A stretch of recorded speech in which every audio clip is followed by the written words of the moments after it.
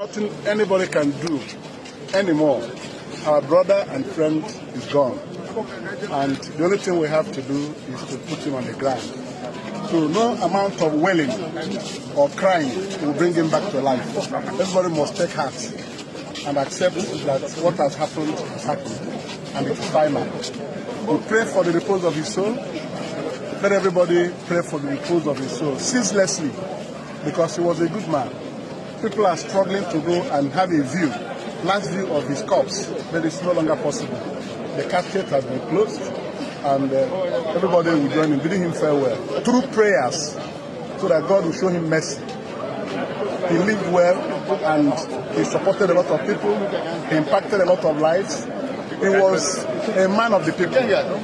But God has taken him away, and we submit to the will of God. Let us surrender to the will of God. May his soul rest in peace. Amen.